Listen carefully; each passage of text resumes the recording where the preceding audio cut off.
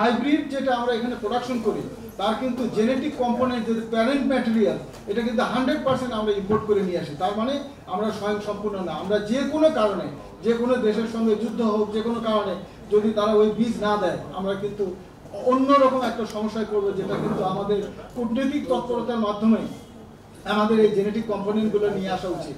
কারণ তিনি কত বছর আমাদেরকে বন্দি করে রাখবে, এগুলো কিন্তু সরকারের একটা গুরুত্বপূর্ণ দায়িত্বের মধ্যে।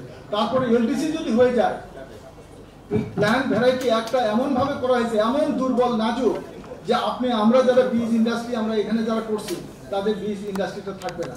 কারণ প্যাটেন্ট বীজ এসে আমার এটাকে অপ্রচলিত করে দেবে। কিন্তু এটা কিন্তু প্রোটেকশন করার সুযোগ আছে। আমাদের জেনেটিক কম্পোনেন্ট ইউজ করেই তারা কিন্তু ওই প্যাটার্ন ভ্যারাইটিটা করেছে। আমরা যদি ফিল্টারিংটা ওইভাবে করি যে ফিল্টারিং যে আমাদের দেশের কোনো রকমের জেনেটিক কম্পোনেন্টের সাথে মিল থাকে, তাহলে তারা এখানে প্যাটার্ন রাইট পাবে না। এগুলো আমি আপনাদের জাস্ট চিন্তার খোরাক দিলাম, আপনারা এগুলো জানেন বোঝেন।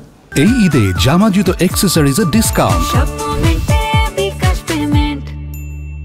ধান বীজ, ভুট্টা বীজ, আলু বীজ, শাকসবজি এবং পেঁয়াজ এগুলো কিন্তু সবই আমাদের স্থানীয়ভাবে কিছু উৎপাদন হয় এবং আমদানি করতে হয়। যেমন আলু বীজের ক্ষেত্রে 7.5 লক্ষ মেট্রিক টন আমরা লোকালি এখানে প্রডিউস করি, প্রায় 1 লক্ষ মেট্রিক টনের কাছাকাছি।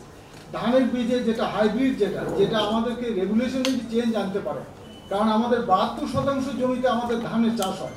তা আপনি 72% জমিতে যদি ধান হয় আর বাকি 28% অন্যান্য হয়, তাহলে আপনি তো এই ডাল জাতীয় তেল জাতীয় মশলা এগুলো আমদানি করতেই হবে।